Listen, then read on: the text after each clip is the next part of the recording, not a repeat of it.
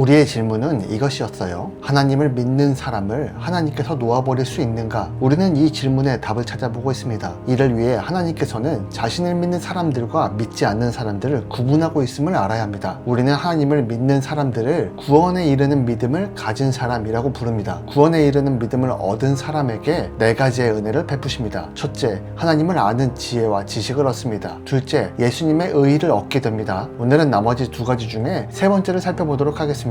하나님은 구원에 이르는 믿음을 가진 사람에게 반드시 선물을 주십니다. 이 선물은 거부할 수 없고 그 사람의 믿음으로 말미암아 거저 주시는 선물이기 때문에 이 선물을 받은 사람은 받지 못한 사람과 확연히 구분됩니다. 이 사람이 받은 세 번째 선물은 거룩입니다. 거룩은 예수님의 의의와 연계가 되어 있는 선물입니다. 예수님의 의의로 말미암아 칭이라는 인치심을 받습니다. 그러나 신분이 변했다고 그 사람의 성품이 변하는 것은 아닙니다. 하나님을 알고 있다고 모든 사람이 선하게 변하지 않아요. 내가 지금 예수님을 알게 되고 믿음으로 고백했어요. 어제까지 작은 일에 분노하던 사람이 예수님을 믿는다고 말했을 때 그 고백만으로 갑자기 어떤 일에도 평화로울 수는 없습니다. 세상에 그런 사람이 어디 있겠습니까? 이 사실을 모르는 사람은 아마 없을 겁니다. 그래서 세 번째 선물이 중요한 겁니다. 이 거룩은 우리의 행동에 영향을 줍니다. 거룩은 레위기에서 강조하고 있는 주제이기도 합니다. 인간이 도달할 수 없는 영역이죠. 인간의 노력으로 얻을 수 없기 때문에 하나님이신 예수님과 함께 있어야만 진정한 거룩을 얻을 수 있어요. 거룩은 세 가지 특징을 가지고 있습니다. 가장 먼저 내적 변화가 일어납니다. 구원에 이르는 믿음을 갖게 된 사람은 예수님과 함께 살게 되었기 때문에 죄를 대수롭지 않게 여길 수가 없어요. 죄를 사랑했던 어제의 마음이 변화가 돼서 죄를 싫어하게 됩니다. 물론 유혹이 있습니다. 우리는 그 유혹을 습관이라고 부릅니다. 하나님을 단지 알고 있던 마음에서 하나님을 사랑하고 갈망하도록 변합니다. 지금까지 자신을 위해 미래를 계획하고 현재를 살았지만 더 이상 자기 중심적이 아닌 하나님 중심의 삶을 살게 됩니다. 이런 사람이 거룩한 사람입니다. 거룩의 특징 두 번째 시간입니다. 거룩이라는 하나님의 선물을 받은 사람은 더 이상 죄의 지배를 받지 않습니다. 구원에 이르는 믿음을 가진 사람은 이 죄의 지배를 하나님이 주신 거룩한 삶으로 저항하고 벗어난다는 것이죠. 하나님이신 예수님을 믿기 전에 살았던 죄인의 삶을 완전히 벗어나려는 노력을 진지하게 합니다. 물론 발목이 잡힐 수 있습니다. 내가 새 사람이 되기로 마음 먹었다 해도 세상은 나를 너그럽게 봐주지 않습니다. 마치 세상이 거룩하게 살겠다는 선택을 한 나를 거절하는 것 같습니다. 얼마나 많은 핍박과 손해를 입는지 경험해 보신 분들은 알 겁니다. 그러나 거룩의 힘은 세상의 저항과 비교할 수 없는 초월적인 힘을 가지고 있습니다. 왜냐하면 구원은 죄사함만이 아니라 죄의 권세로부터의 구원도 포함되어 있기 때문입니다. 세상의 신이 공격을 해도 초연할 수 있는 것이 바로 여기에 있습니다. 마치 애굽의 왕 바로에 탄압받던 이스라엘 백성들이 하나님의 손길로 구원에 이르렀던 10가지 기적처럼 말입니다. 하나님이 일하신다고 나의 고난이 즉시 끝나는 것은 아닙니다. 하나님은 자신이 계획해 놓은 정확한 때가 있습니다. 때로는 문화적,